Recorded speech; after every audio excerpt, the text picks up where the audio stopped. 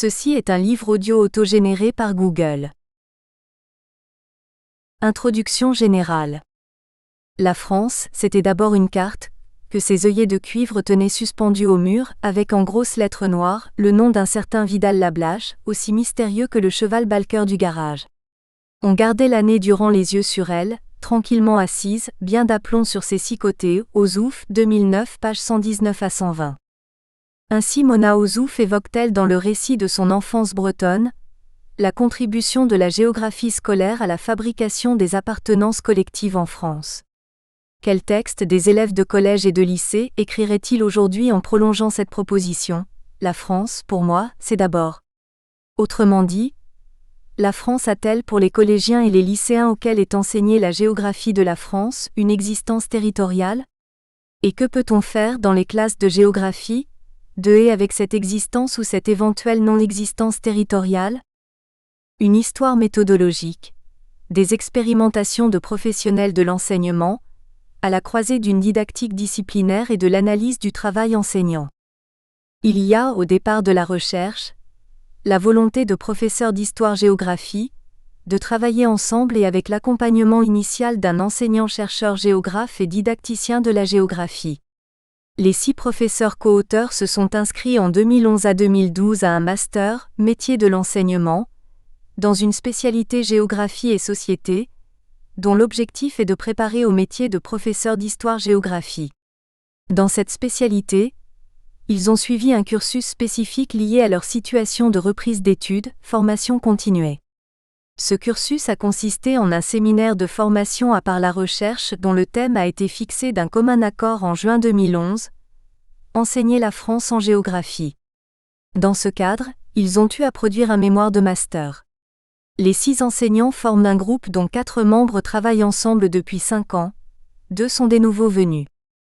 L'engagement respectif des protagonistes est celui d'un encadrement scientifique qui amène les professeurs à l'obtention de ce diplôme, autour de la réalisation d'un mémoire de master, et réciproquement, d'un travail de recherche qui sera à conduire à partir de pratiques de classe dans une intention d'innovation professionnelle.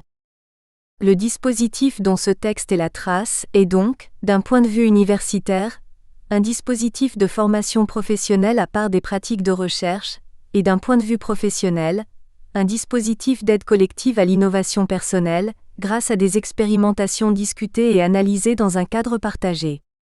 Ce groupe de professeurs est une instance de travail spécifique. Il se situe à distance des établissements scolaires d'exercice et aussi, au dire de ses membres, à distance de leur lieu de formation continue habituel.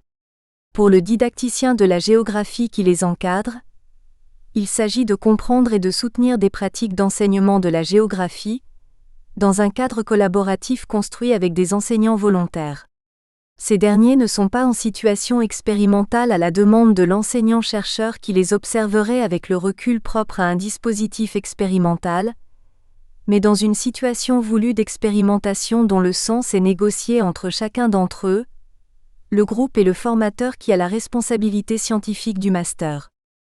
Le cadre de référence premier du groupe de travail est la didactique de la géographie. Il s'agit, pour l'enseignant-chercheur didacticien, d'une pratique de recherche dont l'objectif est d'une part, de comprendre ce en quoi consiste l'activité et la production des acteurs, professeurs et élèves, en train de faire de la géographie, et d'autre part, de développer avec certains d'entre eux, volontaires pour cela, des possibles d'enseignement et d'apprentissage. Ce point de vue didactique considère qu'être au cœur de la transmission des savoirs, c'est aussi être particulièrement attentif au travail des acteurs, entre autres des professeurs.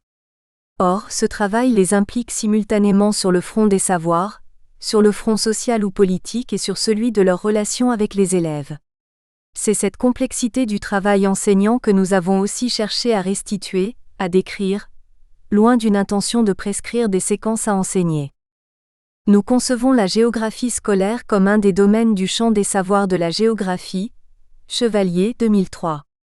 Géographie à part entière, elle est à considérer comme engageant simultanément une production de savoir sur le monde et l'élaboration dans le même mouvement, d'une expérience géographique de soi et des autres, ce que les géographes scientifiques appellent le terrain, Calbeyrac 2010. La didactique de la géographie est l'étude, encore aujourd'hui largement concentrée sur l'école, de la transmission et de l'appropriation de savoirs géographiques, mais aussi de ce en quoi cette transmission et cette appropriation engagent une expérience, c'est-à-dire une transformation des personnes impliquées, professeurs et élèves.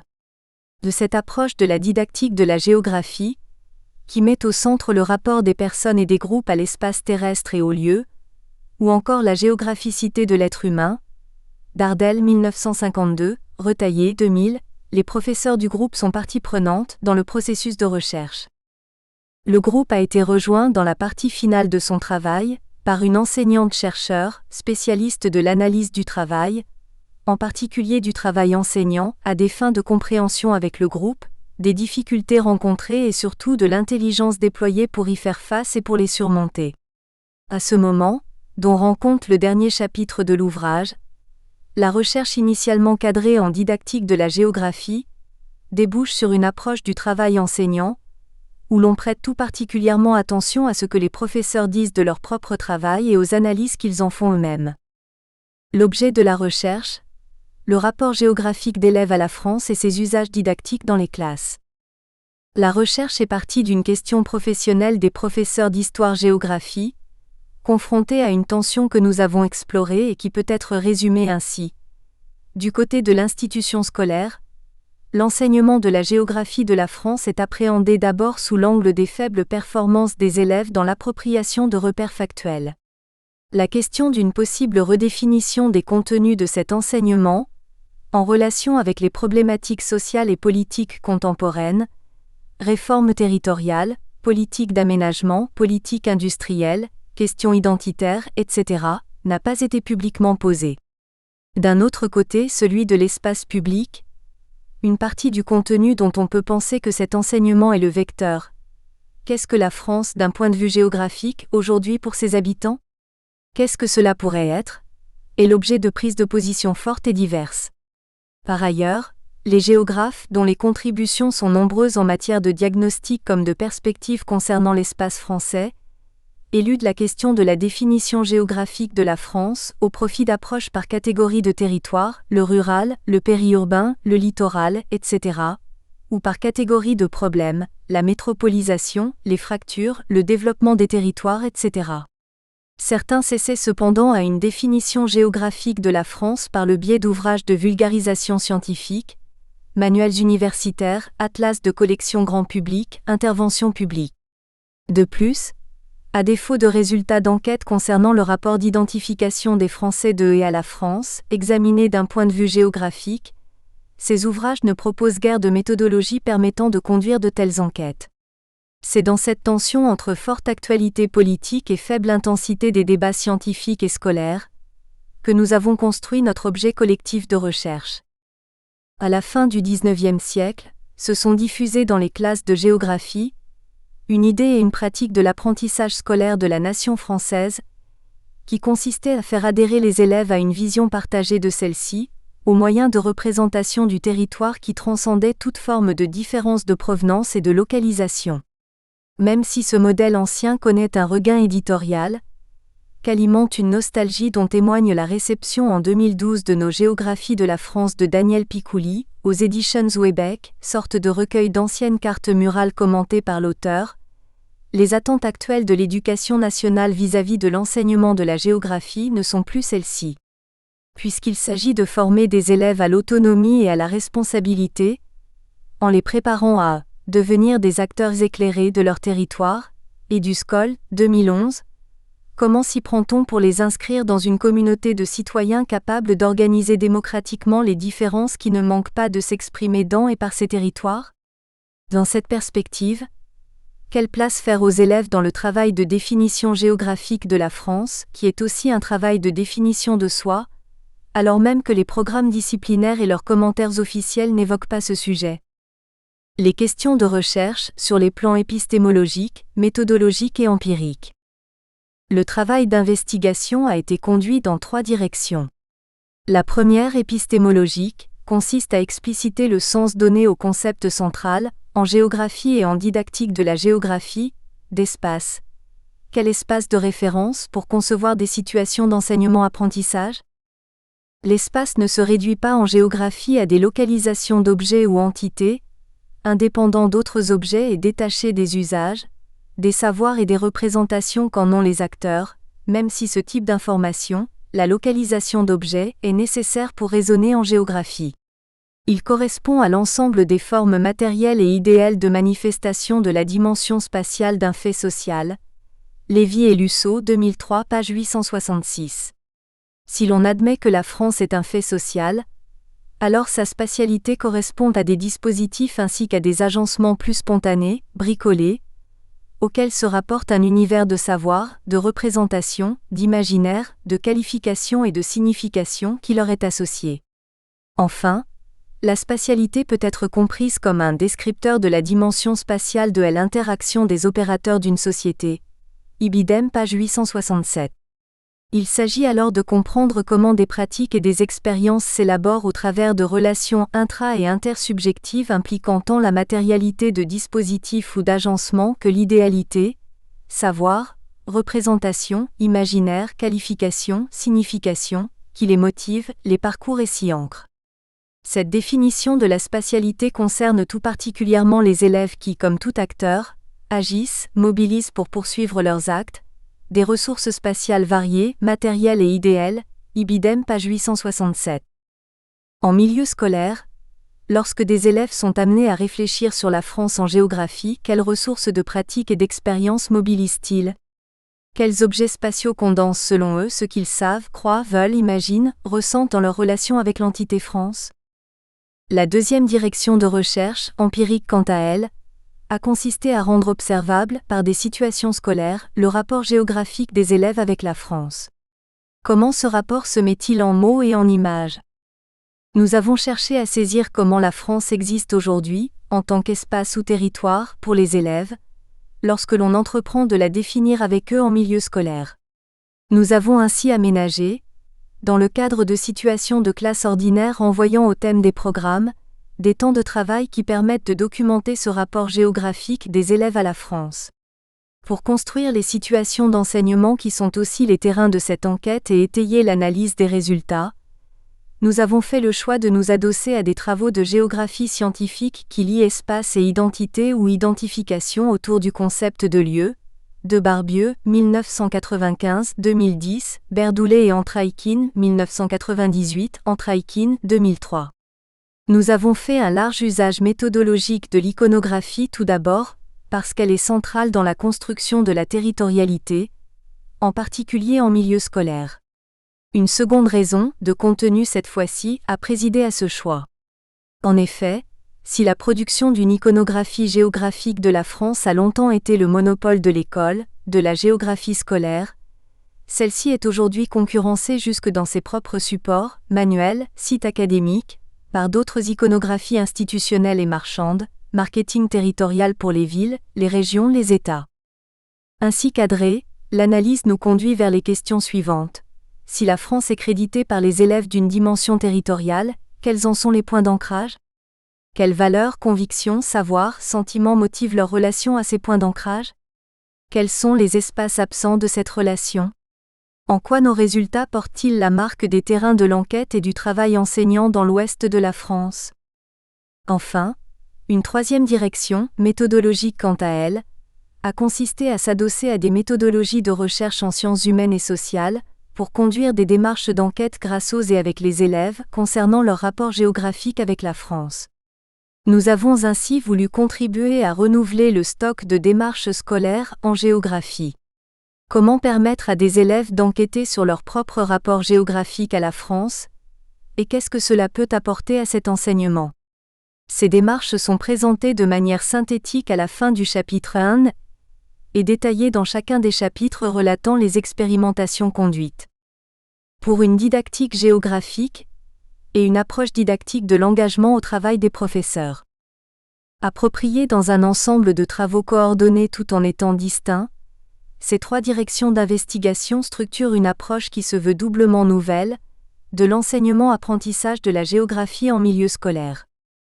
D'une part, le groupe de professeurs expérimente une didactique que l'on peut qualifier de géographique, parce qu'elle place au centre de ses préoccupations, les personnes concernées par la transmission et l'appropriation de contenus de géographie ainsi que les effets que ces processus produisent chez elles, au-delà de résultats à des évaluations scolaires classiques.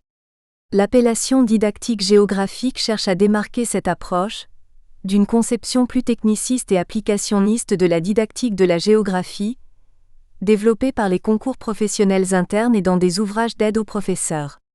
Comme nous l'avons dit plus haut, les activités d'enseignement et d'apprentissage de la géographie sont à rapporter à la géographicité des êtres humains. Nous nous appuyons sur l'essai d'Éric Dardel intitulé « L'homme et la terre-nature de la réalité géographique », Dardel, 1952, RE_ED. 1990, et particulièrement sur son premier chapitre, l'espace géographique. La réalité s'éprouve, comprend-on, parmi d'autres dimensions comme espace terrestre. L'espace terrestre est l'étendue terrestre, réel et concret donné, produit, vécu et perçu, Dauphiné, 1991, page 35. L'expérience de l'espace terrestre conduit tout être humain à le qualifier. C'est cette qualification qui, de l'espace terrestre, fait un espace géographique. Que l'espace géographique apparaisse comme essentiellement qualifié dans une situation concrète qui affecte l'homme, c'est ce que prouve la spatialisation courante qui le spatialise comme éloignement et direction. Dardel, 1990, page 12. La géographie scolaire peut être appréhendée comme un des milieux parmi d'autres, les milieux familiaux, les milieux de pairs, les environnements médiatiques, commerciaux, culturels, etc., où s'apprennent et s'opèrent ces qualifications. Le rapport géographique à la France engage ce genre d'actes de qualification de l'espace terrestre, qui permettent à chacun de se situer, de se définir et de construire une vision du monde. D'autre part, le groupe de professeurs rend possible par l'observation et l'analyse collective à laquelle il veut bien se livrer, l'élaboration d'une approche d'analyse didactique de leur travail et de leur engagement. Les enjeux didactiques autour de la question du rapport de l'enseignant au savoir et à un savoir disciplinaire déterminé se conçoivent, dans l'enseignement de l'histoire-géographie en France, à partir d'une combinaison de finalités qu'il est de coutume dans cette discipline d'articuler en un triptyque: finalité culturelle, intellectuelle, civique. Ce registre de légitimation de contenu fait valoir respectivement l'objectif de transmission d'un bagage de repères nécessaire à la socialisation de tous, la référence scientifique pour former au raisonnement et la nécessité de former des élèves à une citoyenneté active. Il est assez peu d'objets à enseigner qui n'amènent les enseignants d'histoire-géographie à discuter les programmes, les manuels, les propositions, celles construites ou transmises en formation, celles disponibles sur des sites web de professeurs ou d'académies. Néanmoins, avec l'enseignement de la France en géographie, nous touchons à un objet où l'amplitude des choix est particulièrement grande, leurs implications politiques évidentes et la question des savoirs de référence assez épineuse. En ce sens, il nous a semblé que ce thème était un bon laboratoire d'observation pour reprendre la question du rapport au savoir des enseignants en l'articulant à une analyse du travail enseignant, Le Guern et Thémines, 2012. Pour organiser cette analyse, nous utilisons la notion d'épreuve telle que Laurent Thévenot l'a définie dans sa sociologie de l'engagement. Moments éprouvants de doute au contact d'une réalité. Thévenot 2011, page 3. Les épreuves impliquent la double prise en compte de la réalité, notamment en tant qu'elle est matérialisée dans des objets, et de l'aspect moral. Dachary 2011, page 32. Il nous a alors semblé possible de travailler la notion d'épreuve didactique, pour saisir l'engagement professionnel des professeurs d'histoire-géographie, relativement à la question sensible du rapport géographique de leurs élèves et de même à la France. Organisation et écriture de l'ouvrage. L'ouvrage débute par l'analyse du contexte dans lequel la question de recherche a pris sens, soit un contexte politique, scientifique, médiatique et scolaire qui fait de la France en géographie, selon nous, un sujet sensible, chapitre 1. Ensuite, une série de chapitres 2 à 7, correspondant chacun à un problème didactique, relate les expérimentations conduites dans des classes de différents niveaux, 6e, 4e, 3e, 1er. Chacun de ces chapitres est écrit par les auteurs des expérimentations, à partir de leur mémoire de master. Le cadre de conception de la situation expérimentée est d'abord précisé, avant que les résultats de ces séances ne soient analysés, tout particulièrement les réalisations des élèves. Les situations d'enseignement sont généralement simples, aisé à reprendre et à ramener à ses propres questionnements de professeur ou de formateur. L'écriture cherche donc à construire un espace professionnel de partage de propositions, d'analyse et de cadres possibles pour des pratiques et une réflexion sur le métier. Le chapitre final, chapitre 8, synthétise les apports de ces expérimentations, dans la perspective d'une didactique géographique et pour une analyse didactique de l'engagement au travail des professeurs. Chapitre 1er. Construire l'objet de la recherche, de la géographie de la France à la France en géographie. Enseigner la France en géographie, c'est poser la question de l'existence géographique de la France pour les élèves.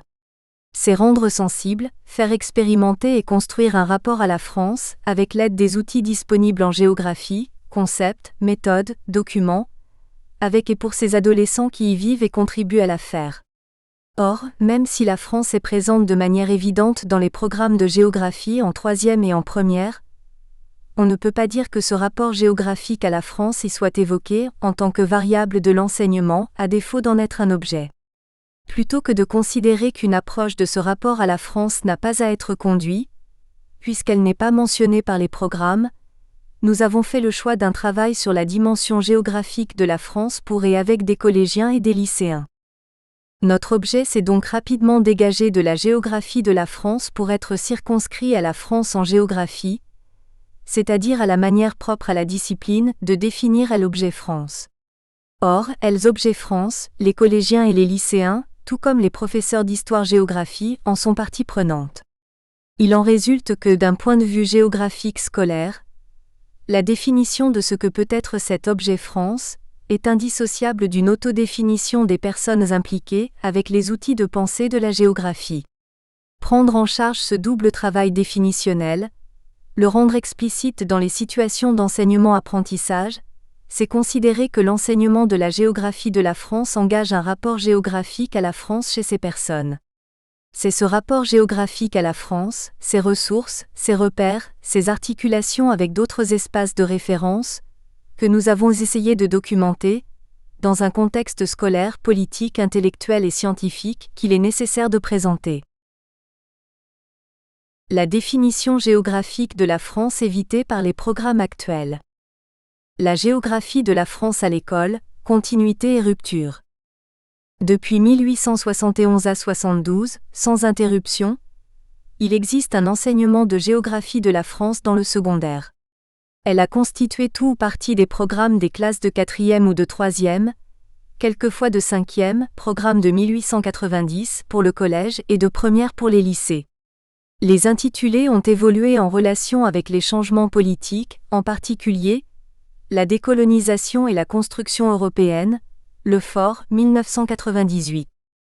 Les programmes de 2008 pour le collège et de 2010 pour les lycées introduisent d'importants changements. Au collège, le parcours commun à l'ensemble des élèves, en classe de 3e, s'achève avec la France et l'Europe dans le monde d'aujourd'hui, Bohème spécial numéro 6, 28 août 2008, comme cela était le cas avec des intitulés différents depuis la fin du XIXe siècle, à l'exception des programmes de 1925, 1943 et 1996. Par ailleurs, cette géographie du collège rompt avec l'approche continentale qui prévalait depuis la fin du XIXe siècle, au profit d'une approche dimensionnelle, l'habité en 6e, le développement durable en 5e, la mondialisation en 4e, dont le traitement thématique permet, dans le cadre d'études de cas, de rendre la France potentiellement présente à tous les niveaux du collège. Le programme de la classe de première renforce l'échelon mondial, comme son titre l'indique, France et Europe, dynamique des territoires dans la mondialisation, Bohème spécial numéro 9 du 30 septembre 2010, et fait reculer l'échelon régional puisqu'une des 10 questions du programme seulement lui est consacrée. Ces programmes sont une réponse aux problèmes exprimés lors de la table ronde organisée en 2008 par l'Inspection générale d'histoire-géographie, sur le thème Enseigner la France et ses territoires en géographie. Nos enfants et nos futurs professeurs d'histoire-géographie ne savent plus la géographie de leur pays. Nos élèves sont mieux formés à la géographie du monde qu'à celle de la France. Toutes les évaluations des acquis des élèves nous donnent des résultats convergents. Anon ss.dat. La définition de la France évitée. Pour autant, et c'est le problème qui nous a intéressés, ces nouveaux programmes ne proposent pas aux enseignants de travailler avec leurs élèves à une définition de la France. Comment se peut-il que des textes officiels disciplinaires consacrés à la France ne mettent pas au programme la question « Qu'est-ce que la France d'un point de vue géographique ?» Une première raison est à chercher dans la tradition disciplinaire, comme le montre l'usage de l'expression « géographie de la France ». Ce libellé désigne tout à la fois ce qu'il est nécessaire de savoir sur le pays pour pouvoir s'y comporter en citoyen, repères, connaissances, valeurs, et la discipline qui va ainsi équiper le citoyen pour la part qui lui revient en charge, celle du territoire. Utilisée encore aujourd'hui dans les programmes de l'école primaire et de la classe de 3e, l'expression confond géographie-objet, une réalité dont on peut se saisir géographiquement, et géographie-discipline, un ensemble organisé de savoirs, de démarches et de techniques qui permet une saisie spécifique de cette réalité pour le cas particulier du pays. Sans équivalent pour l'Europe, les programmes parlent de l'espace européen et des territoires de l'Union européenne, non de la géographie de l'Europe. Elle est la trace d'une des missions originelles de la géographie scolaire. Construire un lien à la nation pour chaque individu par le partage d'images, de discours et de rituels. Le rapport géographique à la nation n'est pas un objet d'étude dans les programmes, parce qu'il relève d'une mission affectée à la discipline, mission que tout élément du programme est censé contribuer à servir. Une deuxième raison se trouve dans la manière d'articuler les échelons territoriaux retenus, le local et le régional, le national et l'européen. Pour tous les niveaux de classe concernés, élémentaire, 3e, première, l'entrée dans le programme se fait par les espaces ou les territoires proches. Quand on quitte les échelons de la proximité, locale ou du voisinage, régional, la question du rapport des individus ou des groupes à l'espace est effacée. Au local, est réservée l'évocation d'un quotidien articulé à une proximité qui n'est rapportée à aucun système de mesure. Qu'est-ce qui fait proximité ? Qu'est-ce que cela produit de spécifique en termes d'appartenance ? À l'échelon régional, dans les manuels, apparaissent des mentions de particularisme culturel pour certaines régions dites périphériques de l'espace français, Alsace, Nord-Pas-de-Calais, Bretagne. À l'échelon national, sont réservées les productions, les dynamiques, les mobilités. Il est significatif que les Français soient des habitants classe de 3e, ou des acteurs classe de 1re, à l'échelle d'études locales et une population à l'échelle d'études nationales. Habiter la France, en classe de 3e, ne signifie pas qu'il faut s'intéresser à des modes d'habiter, à des façons, éventuellement une façon de faire avec les lieux du quotidien en France, mais que l'on étudie la population et l'extension des aires urbaines ainsi que les fonctions et les conflits des espaces ruraux. Par ailleurs, les efforts de définition se portent sur les deux échelons institutionnels qui encadrent la France, l'Europe et la région. Le programme de première propose d'aborder l'étude géographique de l'Europe à partir du thème classique « Europe, Europe », un continent entre unité et diversité. Le programme de troisième permet de questionner l'identité régionale, notamment à partir de l'étude de l'emblème ou des débats autour de son appellation. D'aborder la pertinence du découpage régional et son appropriation par les habitants, et du SCOL 2012A. Entre ces deux niveaux, la France n'a pas vocation à être questionnée sur son appropriation par les habitants, ni sur les articulations qui permettent de soutenir ou de discuter, voire de récuser l'idée d'une unité. Tout semble se passer au temps de fractures politiques, sociales et scolaires, Caro et Rouault 2010, comme si ces questions n'avaient pas à être posées. Les commentaires des programmes n'ouvrent pas de questionnement. Une vision historiciste est proposée pour définir le savoir à enseigner en géographie. Le territoire résulte d'utilisations sociales variées et successives qui lui donnent ses caractéristiques actuelles, et du SCOL 2012B. La situation actuelle est avant tout rapportée au passé, et vue comme son prolongement, plutôt qu'elle n'est questionnée et associée à l'idée de projet, éventuellement d'un projet collectif. De plus, ce vide définitionnel est masqué par l'abondance de libellés comportant la mention d'espace ou de territoire. Les deux catégories de pensée que sont l'espace et le territoire sont utilisées pour désigner des réalités. Le territoire est disséqué en privilégiant soit les surfaces, les espaces productifs, soit les réseaux, mobilité, flux et réseaux de communication. Le produit de la dissection, soit un ensemble de fragments et de couches, est censé, on peut l'imaginer, permettre de reconstituer l'espace France. Au réalisme épistémologique, la représentation se donne comme substitut du réel, Odigier 1995. La géographie scolaire de la France ajoute ainsi la substitution d'objets. La description et la compréhension d'une réalité sociale, vivante et mouvante, complexe et plurielle, est remplacée par des tableaux de pièces détachées, stratifiées en couches d'informations. Enfin, la France est traitée comme un moyen de mettre en œuvre des catégories, des démarches et des techniques propres à la géographie scolaire, indépendamment de spécificités de finalité ou de contenu, qui seraient dues au fait qu'elle est le référent national. Le commentaire du programme de première en fournit l'exacte illustration. Le programme y est présenté comme visant la compréhension par les élèves du fonctionnement de chaque échelon territorial replacé dans un système d'échelles emboîtées, et leur donnant ainsi les outils d'analyse d'un territoire, démarche qui sera ensuite transposée dans les autres études territoriales, EduScol 2011. On ne saurait mieux exprimer le caractère instrumental de la transmission et de l'apprentissage de savoir sur la France, dont la dimension politique se trouve alors clairement mise de côté. La géographie boîte à outils. Les recherches en didactique de la géographie permettent de formuler des hypothèses relatives à cette non-prescription d'un travail définitionnel sur la France en géographie. On peut faire état de propriétés structurelles de la discipline, propriétés formalisées par François Odigier dans une thèse, Odigier, 1993, dont les conclusions ont été depuis confirmées par de nombreux travaux. Ces propriétés structurelles ne consistent pas en contraintes qui s'appliqueraient telles des règles ou des lois sur le travail des enseignants et des élèves. Il s'agit de caractéristiques générales observées lors de recherches descriptives de pratiques ordinaires.